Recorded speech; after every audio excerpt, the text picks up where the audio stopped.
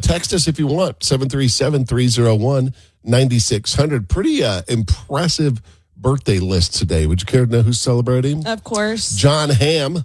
Love him. Don Draper is 55. Sharon Stone is 68 years old today. Here's a blast from the past. I loved her back in the day. Jasmine Guy. Remember her from A Different World? She was Whitley Gilbert. Yep. She is 64 years old today.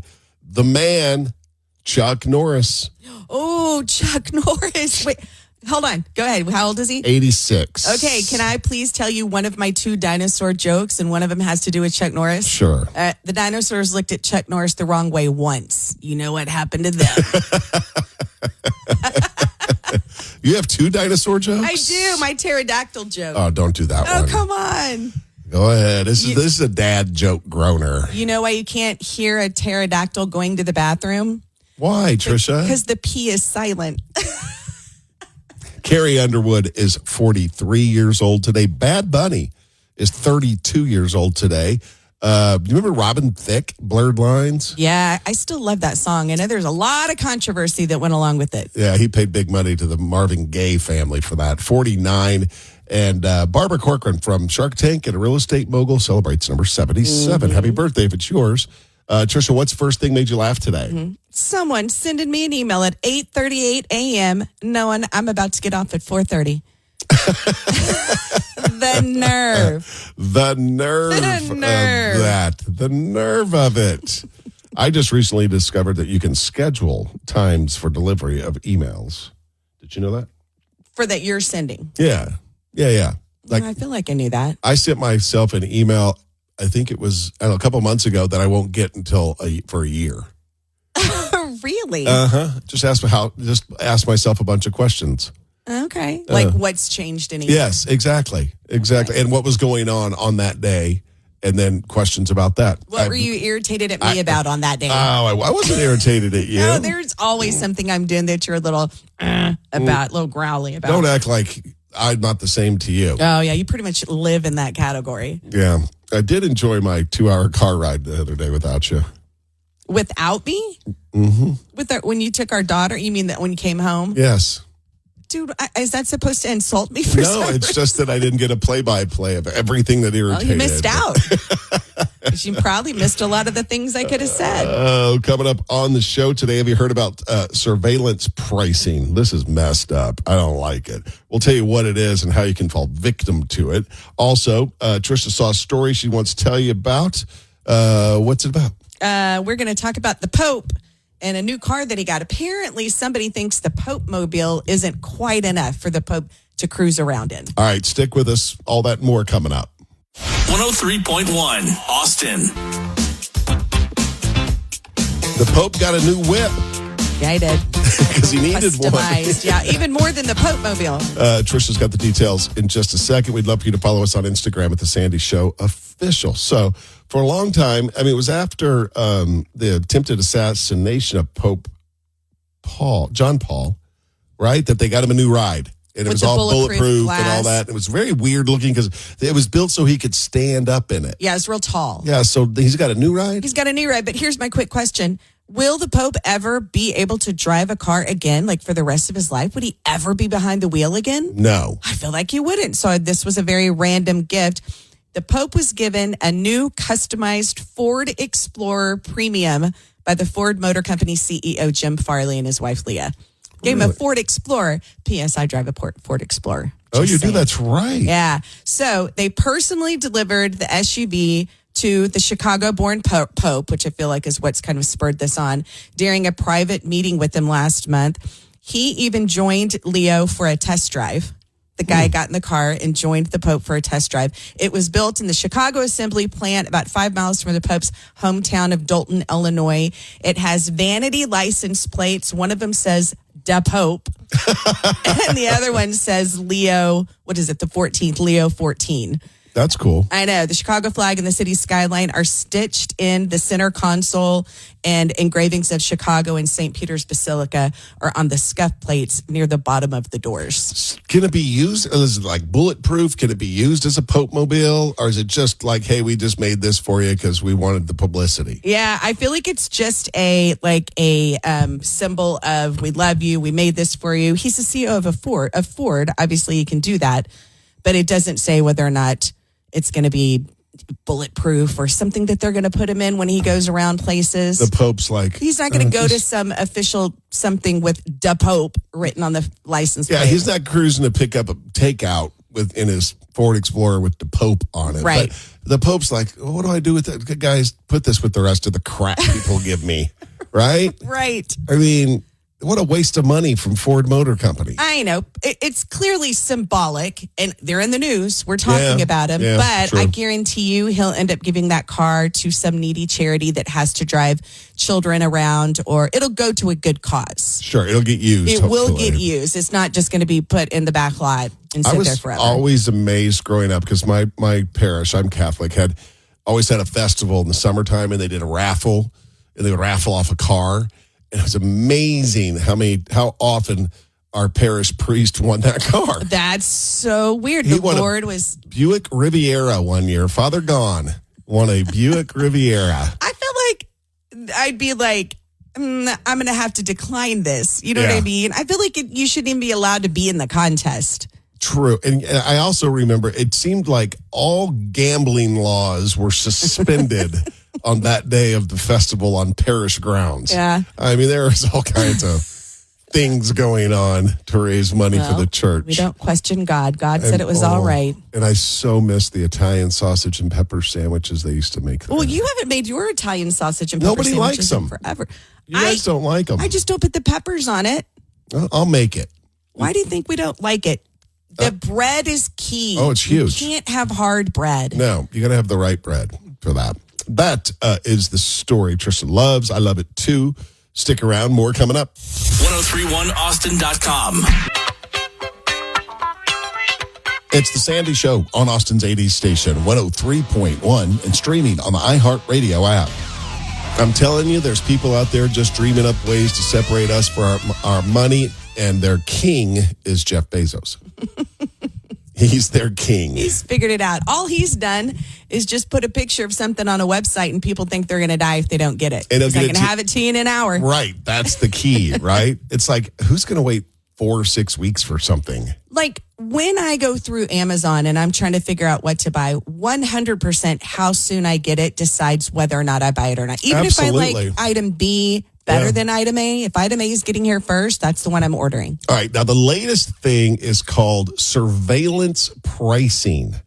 Is a pricing practice where companies use detailed personal data about individual customers to set customized individual prices for the same goods or service. So basically, if, say, you and I, Tricia, went into a store, one of us could pay more because of what they know about us. And how do they know it about us? From our phones, from all the data that we've given away to these companies over the years in exchange for something free online. This is probably not walking into Walmart and them figuring out different pricing. This is probably online purchasing, right? Online retail and e-commerce platforms. Yeah. Here's an example, okay?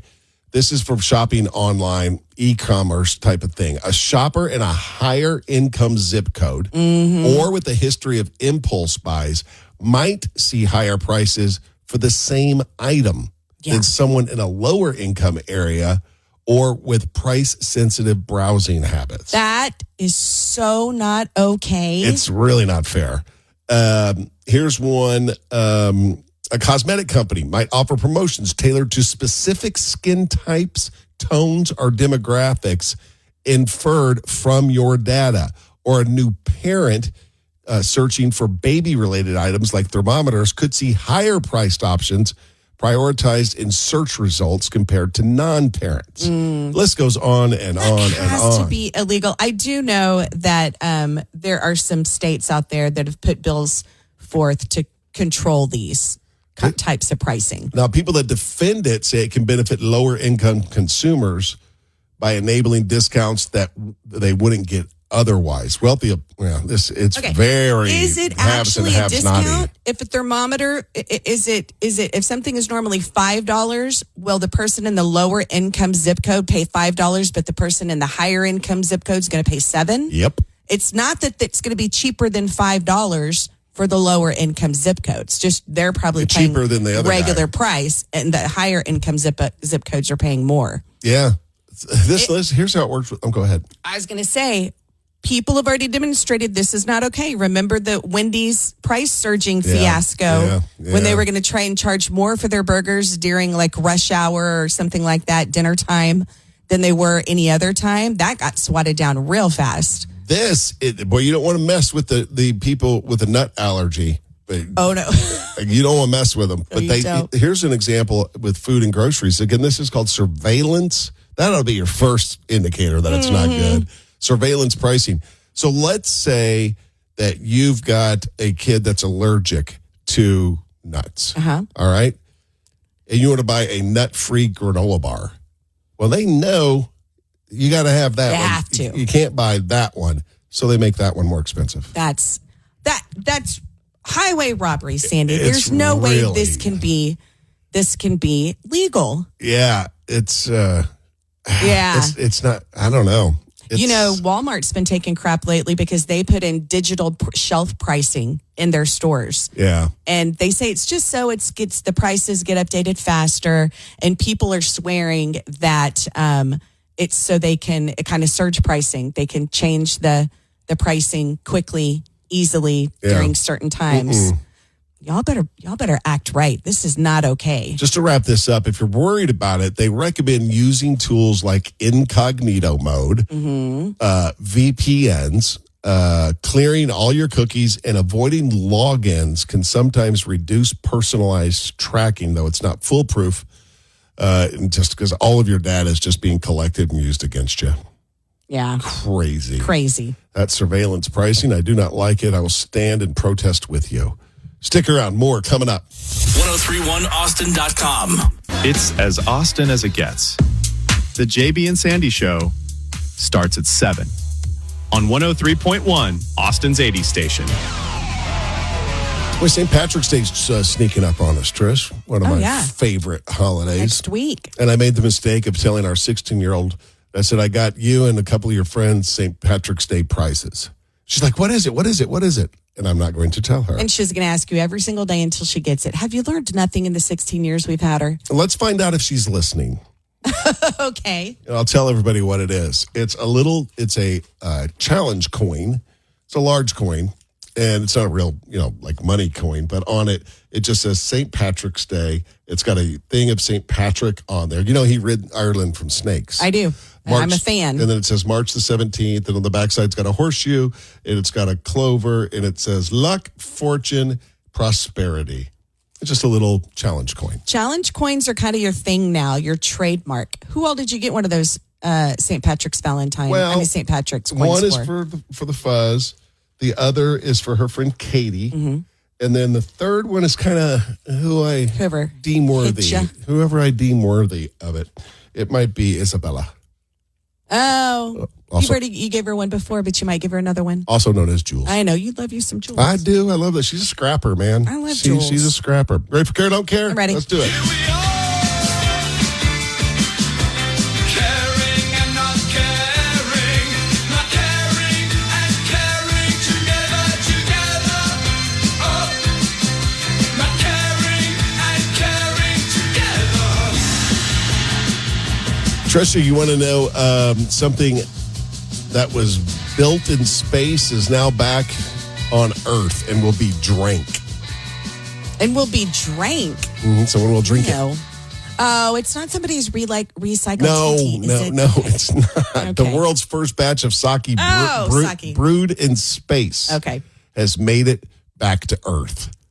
They brewed it in space. I mean, isn't it just heating it up? I'm just like, don't you have other stuff to do? Isn't it right? No, they got to they got to do the mash and all that stuff. They made it from scratch. Yeah, they made it up there. It's part of a long-term goal of building a sake brewery on the moon by 2015. Oh, what? Yeah. by 2050. They're getting funding for a sake brewery on the moon. Yeah. What is happening? Yeah. Tricia Cara don't care to know what nearly a third of Gen Z men think wives should do. Oh, Lord. Yes. Let me make sure I word this right very carefully. Nearly a third of Gen Z men think wives should obey husbands. Ooh, They are in for a Sandy. rude awakening. Sandy. 31% say little wives boys. should always obey their husbands. 21% believe a real woman should never initiate the nookie. Ooh. These kids are messed up. Oh my gosh. I don't even know where to begin with that. Silly boys. Silly little boys. Yeah, Gen Z guys ages 18 to 29 seem to have more traditional values that see women as subordinates. Guys, you're never going to get lucky. I have no problem with traditional values, certain traditional values. I don't have a problem with that. I don't think everything has to be super modern. But the word obey. Yeah, it's a strong word. Strong word. Strong four-letter word. Like only a dog should obey you. Right. Right? Not another person. And the woman never initiating the nookie, that's just a little boy that's never happened to before. Finally, Tricia, I know that you will never take a cruise, but you are a big fan of cleanliness. So do you care or not care to know who's got the cleanest fleet out there? Sure, I care, because if I ever go, this is information I need. All right, there's the three of them tied for the cleanest. The Viking Ocean Cruises 2, the Viking Expedition Operations, and the Crystal Cruises all tied for top spot for cleanliness when it comes to cruise lines. All right. This is research from Squaremouth Travel Insurance. Square mouth. Yeah, but I feel like a cruise number one job, and I feel like it would be so stressful on any cruise outing, is to make sure nobody gets sick and no virus spreads. I feel like that is like rule number one, other than not sinking. But man, a one virus running through a ship will shut a cruise down so fast. and it's also important that they have your towels folded up like a Canadian Like a goose. swan or a goose, right? on your Don't bed. sink. No novovirus. Funny towels. Funny towels. I always looked for. I've been on one cruise, and I always looked forward to going back to see what it was going to be. Yeah. Yeah, it was funny. I'm a simple guy. That's Care Don't Care. She's Tricia. My name's Sandy. More coming up. 103.1 Austin.